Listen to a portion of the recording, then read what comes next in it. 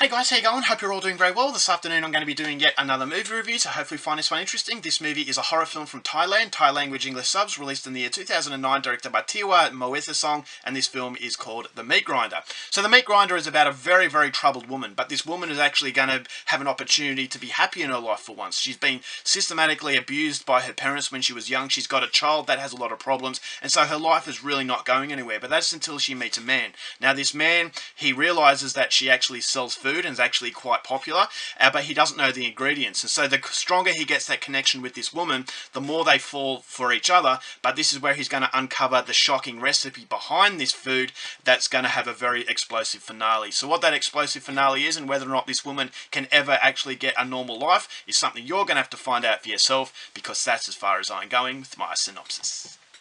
Now my thoughts on The Meat Grinder. Expectations for this film were somewhat curious. I didn't know whether or not it was going to be a fantastic film or a film that was going to rely on its draw card. And basically this film's draw card is the shocking violence. This is a movie that has been billed as the most intense uncut experience from the UK. On the UK cover it actually says the most gory film that has passed uncut in UK history. And so for that I was very curious to see the movie. I was excited because I like a good gore fest, especially if the gore is well done. A lot of people, as I said, have been going on and on and on about how this is a Thai shocker and that this shocker will actually get a lot of people off guard. And so coming into the film I thought, alright, I'm not really familiar too much with Thai horror, so that was a very curious and sort of exciting sort of prospect that I was going to get a horror film that I'm not really familiar with as far as that country is concerned. But I was just hoping that this is a movie that was going to prove something a little bit different from just a torture porn movie. Now torture porn is a term that is used very, very much. I don't like it at all,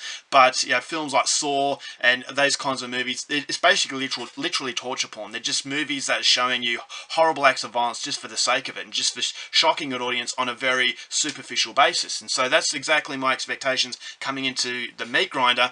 But there was hope, and there was basically, you know, I was hoping that it was going to be something a little bit different. And I will say that what I liked most about The Meat Grinder is that it wasn't relying only on its horrible violence, but it did have a little bit of depth. And I thought that depth was lost a little bit in the very bad editing that the film has, that I'll go into something a little bit later.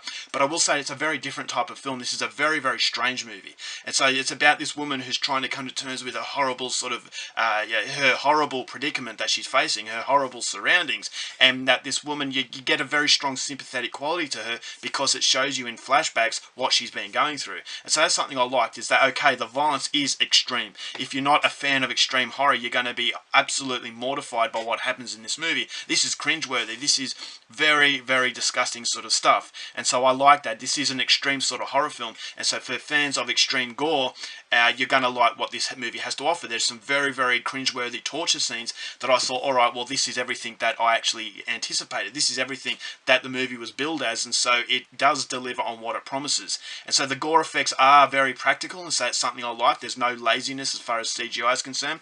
And there is also a very dark and ominous tone that the film has. This is a movie that feels like you're trapped in a nightmare. And some of the editing, yes, it's bad, but some of the other sort of editing gives you that sense of disorientation, that you're in a world of a complete lunatic. But you want this lunatic to actually get the life that she deserves, is because of, you know, basically systematic abuse in your upbringing can actually cause you to be the person that you've grown up to be. And so that was all very good. And the runtime, it doesn't go for too long, and so it doesn't really get bogged down, and it doesn't really get boring. But unfortunately, there are quite a few negatives, and the biggest negative is that I thought the editing was actually quite ordinary.